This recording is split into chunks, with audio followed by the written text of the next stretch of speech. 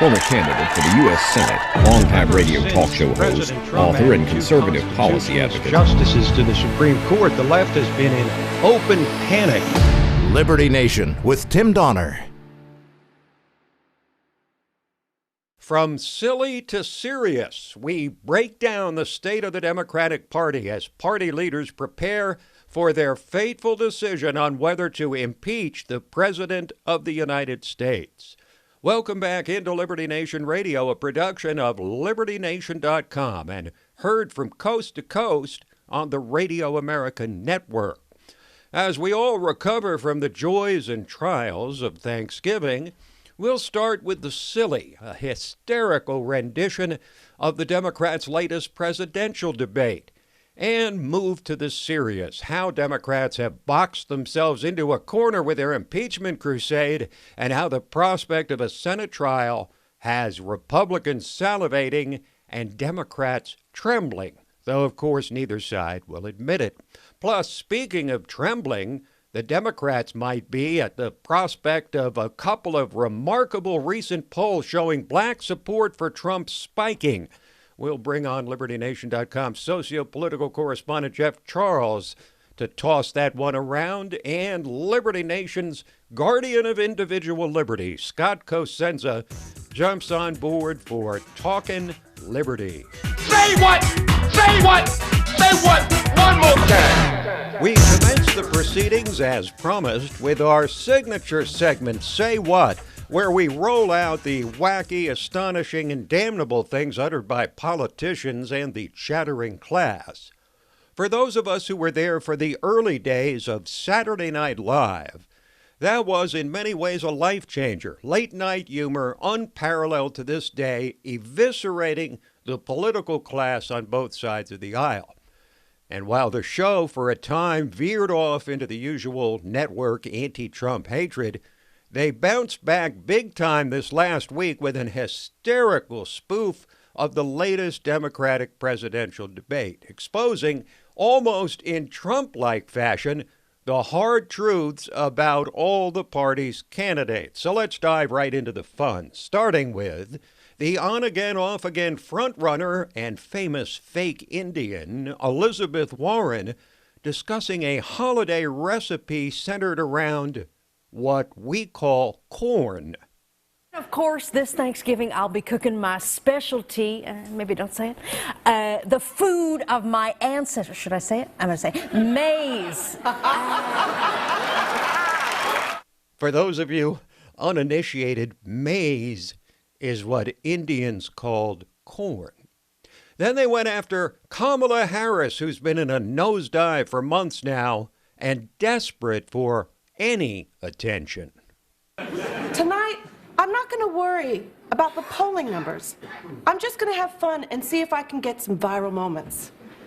Mama needs a GIF. Well, we're just getting warmed up. How about Amy Klobuchar, the likable enough but ineffectual candidate running in the middle of the pack, but leaving you wondering about all her head movement? I know some of you think I'm shaking because I'm nervous, but this is just my signature quick quivering bang. Look, I could say a lot about the issues we've talked about tonight, but the sad thing is you're not listening to a word I'm saying because you're just watching my hair dance on my forehead. Okay, since we've done all female candidates so far, let's round it out with a candidate who was spoiling for a fight with the rest of the candidates. And let's introduce underdog candidate and tonight's villain, Tulsi Gabbard. Thank you, Rachel. What an honor it is to be on this stage with my fellow candidates. I want you to know that I smell your fear and it makes me stronger. I'm wearing the white suit of your fallen hero, Hillary Clinton. Now fight me, cowards. Dark and ominous. Now, let's bounce back to the top tier of presidential candidates. How about Mayor Pete Buttigieg, as white as can be and famously unappealing to black voters? America, I know I can do this because my supporters are a diverse coalition from young to old, gay to straight, white to eggshell. Thank you. Truth hurts and stings. But now, get a load of SNL's take on the guy who has to be the easiest to imitate, Bernie Sanders. I'm very proud of the fact that I was the first heart attack patient to show up to the emergency room in a city bus. A lot of my opponents like to throw the word socialist around for me. But let me ask you, is it fair that only the top 2% often get a free biscotti with their coffee? Is it fair that when the top 2% want to turn off the lights in their bedroom, all they have to do is clap? They got the clapper. Shouldn't we all have clappers? Either everybody has a clapper or nobody has a clapper. And that's the America I want to live in. That, my friends, is what you call the truth is in the joke, to be sure. But there's now a new lane on the Democrats' highway to either the White House or hell, controlled by a man who makes Donald Trump look like a pauper in a party that's gone out of its way to demonize the rich. Did somebody say billionaire? No, Mayor Bloomberg, how did you get in here? Well, I tipped the doorman $30 million. I need to quickly throw in some Spanish because Miguel Bloomberg is on fuego. Oh, the pandering, the pandering. But folks, we've saved what I think is the best for last. Saturday Night Live's take on the stumbling, bumbling Joe Biden. I just want everyone to know, America, I see you. And I see the faces you all make when I talk. You're scared. Scared I'll say something off color or even worse, on color. What I want you to know is you should be scared because I'm always 1 second away from calling Cory Booker Barack. Look, I'm supported by the same coalition that elected Obama. African Americans, even the Mexicaninos and the Chorianos. The hearings have made it clear Donald Trump doesn't want me to be the nominee. Vladimir Putin doesn't want me to be the nominee. Nobody in America wants me to be the nominee. But I am confident that I can win the election in 2016. So, there you go. The sad sack field of candidates trying to unseat President Trump. And all we can say is they better hope Trump doesn't use any of those sound bites because I'd actually feel sorry for the state of their mental health when he gets done with them. Quick break, and in just a bit we'll discuss what an impeachment trial in the Senate might look like. Spoiler alert, it's not good for Democrats. But first, we'll talk about that critical mass of voters these Democrats have counted on for years but may now be ready to support Trump, according to a couple of recent polls. African Americans. Panic. Liberty Nation with Tim Donner. The black vote. It is and always has been crucial to the success of the Democratic Party. Upwards of 90% of black voters have cast their ballots for Democratic presidential candidates for as long as anyone can remember. But new polling data suggests that there might be a crack in the armor, that black voters have taken to a Republican president, Trump, to a degree that we've not seen before. Is this real? Are these voters actually prepared to leave what's been called the Democratic reservation? Could Trump actually break that glass ceiling of single-digit Republican support among black voters? Joining us to help answer these questions is LibertyNation.com socio-political correspondent Jeff Charles. Welcome, Jeff. Hey, Tim, how are you? I'm good, thanks. Now, there's a new poll from Rasmussen that puts Trump's approval among black voters at a startling 36%, but other polls, including one from Gallup, place it much lower, around 10%. Which of these figures is more accurate, do you think, and why? Yeah, that's a good question. So I kind of looked into the Rasmussen and also the Emerson poll that showed them around like the 34 to 36% range. I'm not quite ready to believe that yet, just because at least one of those polls only spoke with about 150 black likely potential black voters. But that being said, I wouldn't be surprised that he would break double digits with black voters, because he's one of the first Republican presidents that has actually tried to speak to black people. It hasn't always gone his way, but black people do see that he's actually trying to reach them. They recently formed the group of Black Voices for Trump. That's a positive sign, because if you look at the previous candidates that we've had, they haven't done anything like that. Like Mitt Romney, for instance, actually shut down Paul Ryan as his VP when he wanted to actually go into black communities and start talking to black voters. His campaign shut that down. Right. McCain did a few things here and there, but no Republican president, at least not in recent memory, has actually said, you know what, I want to give it a shot. I want to try to see if I can get some more black voter support. I don't think that Trump is under the impression that he's going to get 30, 40, 50% of the black vote. Right. But it's a step in the right direction. It sets an example for future Republican presidential candidates. But even more importantly, it sets a good example for what the GOP itself should be doing. Well, there's a line of thinking, which I suppose is backed up by numbers, that if Trump can hit double digits at 10%, certainly 12%, that by itself would ruin the Democrats' chances of winning the White House. But Trump's message to blacks in 2016 was, hey, what have you got to lose? Has that, Jeff, ultimately helped him or hurt him?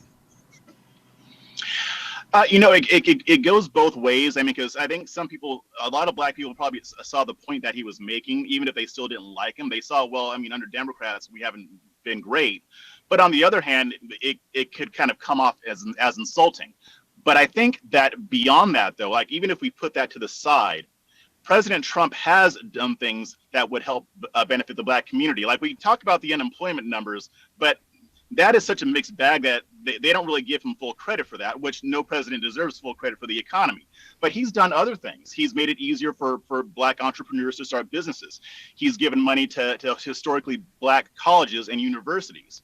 So I think there is room there for him to get some more votes. Most of his appeal among black voters is to black men. Black women are not feeling him like that, and that's just probably not going to happen. He kind of already has a problem with women voters in general. But some black men are even if they don't like his style, they don't dislike necessarily his policy. Now, we've seen the record low unemployment numbers among African Americans as well as Hispanics and women and other groups during this Trump era. Do you think those numbers really resonate in the black community, so to speak? I hate to put them all into like they're all in one community, but do those numbers really resonate, do you think, among black voters, or are they just numbers which will have little effect in the upcoming election? Well, the thing about it is that the unemployment rate in the black community was already going down before Trump. But at the same time, nobody can deny that Trump has had an impact on those numbers. You would be crazy to say that he hasn't had that some of his policies and him increasing consumer confidence in the stock market you'd be crazy to say that it hasn't had something to do with those falling numbers. If he keeps that up, it's going to get to the point to where they can't say that it was forces outside of, that occurred before he took office, right, that is responsible for that downturn. So if this keeps happening, if the unemployment rate continues to go down, black entrepreneurship, if that starts to go up because he's made it easier, it's going to be harder to deny it. Now, I don't know if that'll happen in time for 2020, but still, it'll show that the policies that he's using, for the most part, are working. Now, Barack Obama recently said that while he was able to gain intimacy, as he put it, with the electorate, Joe Biden has not been able to do that. So I'm wondering whether you think that Donald Trump has established any real level of what we might call intimacy with the so-called black community through his relationships with the former football great Jim Brown and, of course, famously Kanye West, plus you got Diamond and Silk and others, or whether he's still just seen as mostly just another white conservative. That is a very tough question to answer because that's going to depend on which black person you're talking to at what point of the day. I mean, I think that him having a friendship with Kanye hasn't hurt him. But I think the thing is he has an uphill battle, not all because of him. Part of it is because of some of the things that he says, but most of it is just the stigma that is that is on the Republican Party and on Republican presidents. So even if he said nothing, he would still have that uphill battle. So I think it's really going to come down to what Reagan said: are things better for me today than they were before? It's his policy that's going to count. It's going to be the impact that he has. If it's an overall positive impact, then I think that's going to help in the long run. How about Charlottesville? Does that still have legs? Is that something that is still seen as vile by black people? Do you think, writ large, the way that his comments were flagrantly misinterpreted by the elite media to make it look like he was saying that, white supremacists are just fine with him? Yeah, I think since that's been exposed, because they didn't just misinterpret it, they just straight out lied, Tim. They lied about what he said. Yep. He very clearly said that he was not talking about white nationalists or white supremacists, and I think that's been exposed enough. Now, they may come up with some other reasons to not like him, but the Charlottesville thing, I think that's failed now. I don't see a whole lot of people on social media or on the airwaves really promoting that because it has been so thoroughly debunked. Okay, Jeff. Well, thanks for your input. I appreciate it. And we'll stay on this subject as the election approaches, because the degree to which Donald Trump might be able to peel off more black voters might have a lot to say about his chances for re-election. Thanks for joining us. Yeah, thanks for having me. That is Jeff Charles, socio-political correspondent for LibertyNation.com. Quick break. And then we're back to discuss why Republicans are salivating and Democrats trembling at the prospect of an impeachment trial in the United States Senate. Where can you find honest political commentary?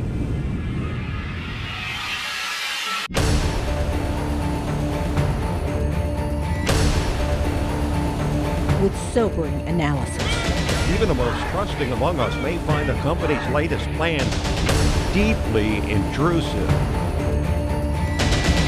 Accountability. Perhaps it's time to start asking the right questions. Deconstructing threats to our liberty. Unparalleled insight into important stuff. And boldly reporting the truth. Truth is making a comeback. Well, hello again, and welcome to Election 2020 Roundtable. Uprising podcast of LibertyNation.com. Abortion is functionally sexist.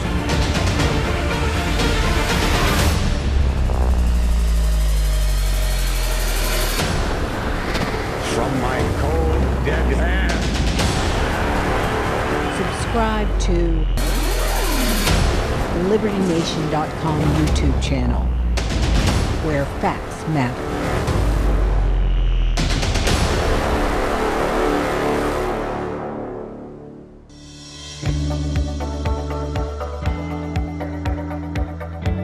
Click on youtube.com/LibertyNation. Liberty Nation with Tim Donner. Democrats have boxed themselves into a corner with an impeachment crusade they commenced the day Donald Trump was inaugurated, or even before.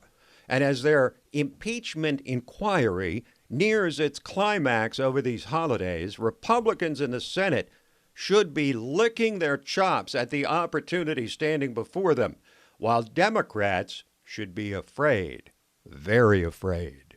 Trump's opponents have shot their load with the impeachment hearings and now stand on the precipice of a fateful decision on whether to actually impeach this president. While Nancy Pelosi still has escape valves, foremost among them a censure instead of an impeachment, thus avoiding a Senate trial, there's few indications that they plan to back down.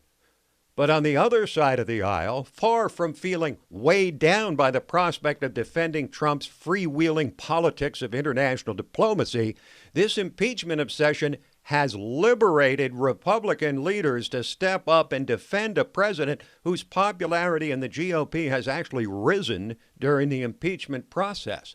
But it goes well beyond that. Trump and his allies have been forced to absorb relentless, scurrilous attacks and spectacular, unsubstantiated allegations against this president for as long as he's occupied the Oval Office. And a prospective Senate trial will provide them the perfect platform to seek their well-earned revenge.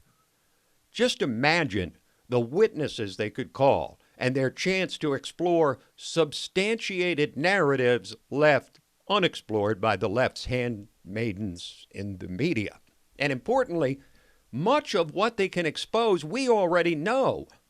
No further investigation, for example, is required to know that Joe Biden's son Hunter profited from his father's position to the tune of millions of dollars from his Ukrainian benefactors, despite having no credentials. We know the former vice president arranged the firing of the prosecutor investigating his son's company. We also know Ukrainian officials dug up dirt leading to the prosecution of Trump aide Paul Manafort. And they made public statements condemning Trump during the 2016 campaign. We've long been aware that the Obama Justice Department and intelligence officials surveilled the Trump campaign. That means they spied on him. We've seen the breathtakingly hateful messages between Peter Strzok and Lisa Page about Trump and the insurance policy to make certain Trump would never get elected. We know from multiple hearings and sources and testimony that James Comey, John Brennan, James Clapper, and the whole bunch of them were willing to take extraordinary measures to stop Trump from winning the election and prevent his fledgling administration from gaining traction. This line of inquiry would be particularly attractive for the GOP, with news that the Justice Department Inspector General is scheduled to release his report on FISA abuse by Obama's FBI on December 9th. And though the report may not reach truly damning conclusions, it will provide for sure a teachable moment for the electorate and an ideal confluence of events for the GOP. Now, the full picture on surveillance of the Trump campaign will come later with the results of the investigation by Attorney General William Barr and lead investigator John Durham. Then, of course, there's Adam Schiff and the House Democrats who finally pulled the trigger on impeachment after threatening to do so for years. Schiff, who's still gagging on his words of assurance that he had proof of Trump-Russia collusion that apparently no one else had. And, by the way, he concluded the 2-week-long impeachment hearings with an impassioned soliloquy on how Trump's crimes are worse than those which forced the resignation of Richard Nixon. Indeed, Adam Schiff has left himself wide open to being called as a witness in the Senate trial. Now, how would Schiff explain away the fact that the infamous whistleblower, whose identity Schiff unconvincingly claimed not to know, kicked off the complaint process by contacting Schiff's office? And how about the relationship between the suspected but widely known whistleblower and the Democratic Party, including Joe Biden? These established ties suggest a politically motivated charge from a deep state operative frustrated over his growing irrelevance to the point of trying to take down a sitting president. Now, all of this is not to say that Majority Leader Mitch McConnell and Lindsey Graham and their fellow Republican senators will necessarily pursue all of these paths of inquiry, but rather that they possess a virtual smorgasbord of potent narratives from which to choose. McConnell could choose to drag the trial out for maximum unmasking of the Democrats' treasure trove of indiscretions. This would give him the added benefit of taking 5 Democratic senators running for president, Elizabeth Warren, Bernie Sanders, Amy Klobuchar, Kamala Harris, and Cory Booker, off the campaign trail while they serve as jurors and likely damaging their candidacies. But McConnell could also opt for a truncated, a shortened trial and a quick verdict in order to avoid looking overly political and to magnify Trump's inevitable exoneration. By overplaying their hand, insisting on the removal of a president for actions that might widely be deemed inappropriate but hardly impeachable, Democrats are now on the verge of not only losing the issue but also having it turned against them with the same level of force they used in their 3-year impeachment crusade, which is now reaching its climax. by Democrats have boxed themselves into a corner with an impeachment crusade they commenced the day Donald Trump was inaugurated or even before. And as their impeachment inquiry nears its climax over these holidays, Republicans in the Senate should be licking their chops at the opportunity standing before them, while Democrats should be afraid, very afraid. Trump's opponents have shot their load with the impeachment hearings and now stand on the precipice of a fateful decision on whether to actually impeach this president. While Nancy Pelosi still has escape valves, foremost among them a censure instead of an impeachment, thus avoiding a Senate trial, there's few indications that they plan to back down. But on the other side of the aisle, far from feeling weighed down by the prospect of defending Trump's freewheeling politics of international diplomacy, this impeachment obsession has liberated Republican leaders to step up and defend a president whose popularity in the GOP has actually risen during the impeachment process. But it goes well beyond that. Trump and his allies have been forced to absorb relentless, scurrilous attacks and spectacular, unsubstantiated allegations against this president for as long as he's occupied the Oval Office. And a prospective Senate trial will provide them the perfect platform to seek their well-earned revenge. Just imagine the witnesses they could call and their chance to explore substantiated narratives left unexplored by the left's handmaidens in the media. And importantly, much of what they can expose we already know. No further investigation, for example, is required to know that Joe Biden's son Hunter profited from his father's position to the tune of millions of dollars from his Ukrainian benefactors, despite having no credentials. We know the former vice president arranged the firing of the prosecutor investigating his son's company. We also know Ukrainian officials dug up dirt leading to the prosecution of Trump aide Paul Manafort, and they made public statements condemning Trump during the 2016 campaign. We've long been aware that the Obama Justice Department and intelligence officials surveilled the Trump campaign. That means they spied on him. We've seen the breathtakingly hateful messages between Peter Strzok and Lisa Page about Trump and the insurance policy to make certain Trump would never get elected. We know from multiple hearings and sources and testimony that James Comey, John Brennan, James Clapper, and the whole bunch of them were willing to take extraordinary measures to stop Trump from winning the election and prevent his fledgling administration from gaining traction. This line of inquiry would be particularly attractive for the GOP with news that the Justice Department Inspector General is scheduled to release his report on FISA abuse by Obama's FBI on December 9th. And though the report may not reach truly damning conclusions, it will provide for sure a teachable moment for the electorate and an ideal confluence of events for the GOP. Now, the full picture on surveillance of the Trump campaign will come later with the results of the investigation by Attorney General William Barr and lead investigator John Durham. Then, of course, there's Adam Schiff and the House Democrats who finally pulled the trigger on impeachment after threatening to do so for years. Schiff, who's still gagging on his words of assurance that he had proof of Trump-Russia collusion that apparently no one else had. And, by the way, he concluded the 2-week-long impeachment hearings with an impassioned soliloquy on how Trump's crimes are worse than those which forced the resignation of Richard Nixon. Indeed, Adam Schiff has left himself wide open to being called as a witness in the Senate trial. Now, how would Schiff explain away the fact that the infamous whistleblower, whose identity Schiff unconvincingly claimed not to know, kicked off the complaint process by contacting Schiff's office? And how about the relationship between the suspected but widely known whistleblower and the Democratic Party, including Joe Biden? These established ties suggest a politically motivated charge from a deep state operative frustrated over his growing irrelevance to the point of trying to take down a sitting president.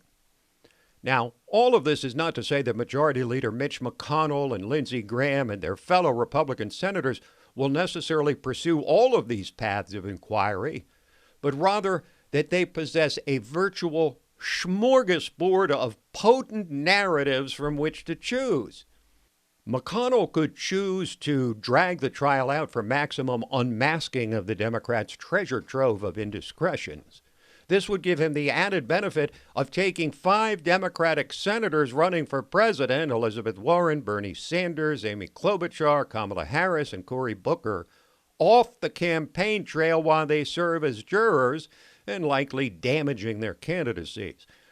But McConnell could also opt for a truncated, a shortened trial and a quick verdict in order to avoid looking overly political and to magnify Trump's inevitable exoneration. By overplaying their hand, insisting on the removal of a president for actions that might widely be deemed inappropriate but hardly impeachable, Democrats are now on the verge of not only losing the issue, but also having it turned against them with the same level of force they used in their 3-year impeachment crusade, which is now reaching its climax. By demonstrating an unwillingness to let the voters decide on the magnitude of the issue, the Democrats, once they assemble and vote on actual articles of impeachment, will have shot their load many months before the voters go to the polls. And where the process goes from there to the Republican-controlled Senate should be, of course, particularly troubling for the Democrats. Any way you cut it, the political possibilities presented to Republicans in a Senate trial are deliciously tempting. It is now just a matter of which among this embarrassment of riches they choose to present to voters preparing to cast their ballots in less than 1 year. We'll take a quick break and come back with Talkin Liberty. Wants the court to process these requests. And in those instances, you have to produce those. So you don't have a Fifth Amendment right, Tim, to keep your safe. If you have a safe in your office with some books in it, and the IRS or some other agency wants to look at those books, and they have a reason in law to do so, you can't not give up that that combination of the safe or those keys to the filing cabinet. But the Pennsylvania Supreme Court, Tim, here has created a major decision where they've said that these passwords are not the same thing as a keys to the safe, as it were, and that we have a privacy interest in them, and that the court, that individuals cannot be compelled to turn it over. And I think it's a great ruling for liberty. This combined, Tim, with the case we reported on, I think it was 2 weeks ago, where we now see that at border crossings, rather, they don't have the right to inspect your electronic devices absent some reasonable suspicion, at least, or probable cause. I think that, the last couple of weeks has seen a great deal of movement in a positive direction for individual liberty in the electronic sphere and digital privacy. Well, no question there must have been tremendous pressure to give in on this case based on the fact that it was, the worst kind of crime in people's minds, child pornography. So this is where the rubber meets the road when it comes to making legal rulings. You have to base it on the principle and the law and the Constitution, and not on how you want the case to turn out. It can't be outcome-based judging, is what you're saying, and we've talked about that frequently. Okay, let's move out to the West Coast now. In Oregon, where cops are no longer allowed to routinely turn traffic stops into criminal investigations, which I think it's shocking to know that they'd been allowed to do that up to now. Well, that, Tim, is very popular, and it's really instituted with the drug war. That's when police started to become entrepreneurial about these things. That you combine that, Tim, with the fact that so many towns and cities and states rely on these ticketing apparatuses for a great deal of their funding. and you see you've got a positive feedback loop or a negative feedback loop for liberty's perspective. And I think it's a great, unfortunately, by the way, what happens with most of these stops is they really, the ignorant suffer more than any. For the sophisticated person who has a sense of what the law is and what the powers of police are, they feel much more confident telling the police to go mind their business and let them be on their way. But the fewer years of formal education a person has, and you can imagine, this plays right into the sort of, it's poor black and brown people. They get it the worst, not to mention the underclass generally. So they're also the ones that are more likely to have interaction previously with the criminal justice system and kind of increase that loop. So I think it's a great thing. Nothing in this ruling which says that investigative activities conducted during a traffic stop need to be have limits. If a cop gets a hinky vibe, Tim, if he thinks there's criminal activity afoot, he's encouraged and should go ahead and investigate that. That's not what this is about. This is about, as a matter of course, treating every interaction like, okay, let's try to generate an arrest here from just because we can. And as you've pointed out so many times before, you can't operate a car without violating the law for more than a mile or so. There are so many. So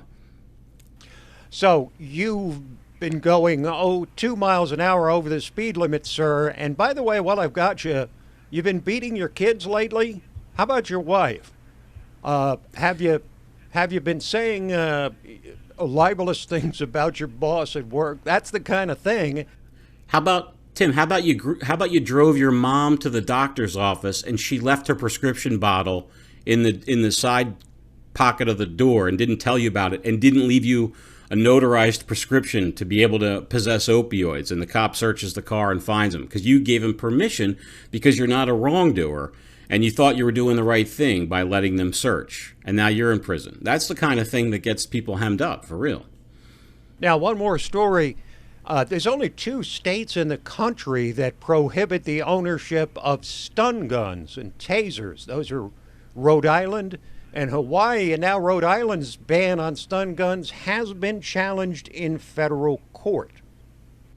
Our heroes, Tim, are Michael O'Neill and Nicolo Grasso, who filed the claim. And I think it's important to talk about because the struggle is not just for deadly force in terms of the right to keep and bear arms. While there's no right to a stun gun in the Constitution like there is to keep and bear arms, this is one of those things where they won't even let these people have less than lethal protection. And I just think it's shocking that that's where we are with so many people who want to remove from adults the ability to be able to protect themselves. It won't stop at guns. All right. Well, thank you, Scott, and enjoy your time, however difficult that might be in Philadelphia.